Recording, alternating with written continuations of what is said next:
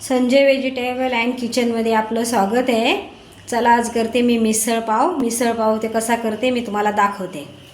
याच्यासाठी घेतली मी मिसळ, कोथिंबीर, थोडे 7-8 पाकळ्या लसण, एक खोबऱ्याची वाटी, 2 कांदे कापून, लाल तिखट, काळा मसाला, मिसळ मसाला, हळद आणि आलं, चवीनुसार नंतर मीठ टाकते। आधी उसळ उकडायला टाकते, त्याच्यात पाणी गरम करायला ठेवलं मी, त्याच्यात थोडी हळद टाकते,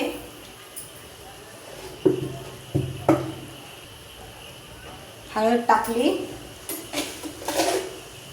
थोडं चवीनुसार मीठ टाकलं उकडायला। आता तिला उकळू देते। उसळ उकडती तवर कापून मसाला भाजून घेऊ। एका साईडला मी कांदे ठेवले भाजायला आणि खोबऱ्याची वाटी, याला 10 मिनिटं छान भाजू देते।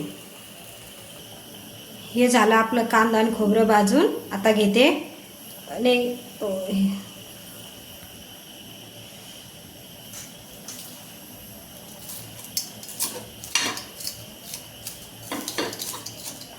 छान काळा कांदा झालाय। आता याच्यात खोबरं बारीक कापून टाकते आणि थोडंसं तेल टाकून भाजून घेते।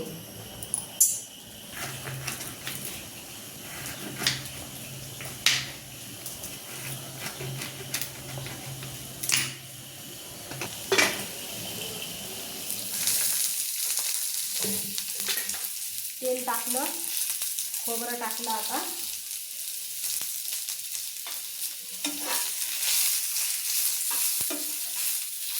मस्त काळा रंग येईल। आता असं भाजल्याने तरीवाली उसळ होईल चांगली।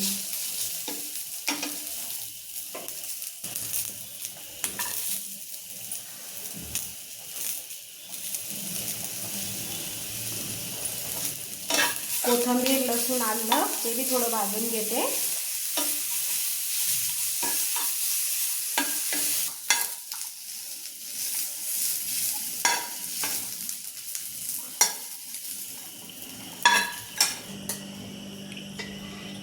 तीन पळ्या तेल टाकून घेते।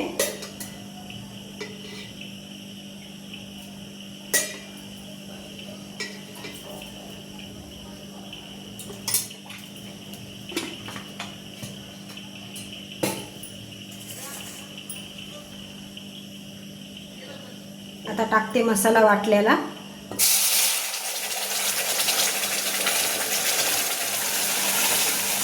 मस्त काळा रंग आलाय त्याला, छान एकदम।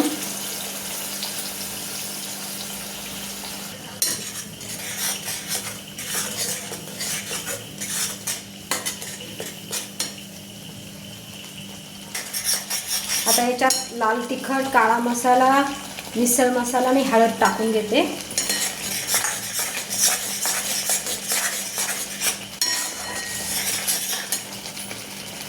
एक चमचा साई पण टाकते। साईनं असं खरपूसपणा छान येतो त्याला।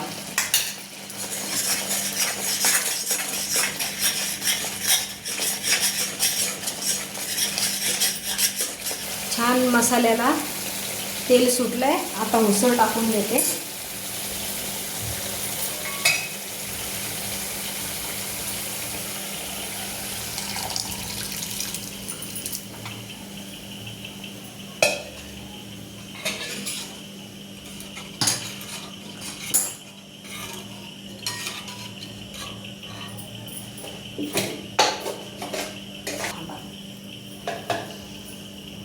पहिले उकडताना मीठ टाकलं होतं, आता थोडंसं टाकते।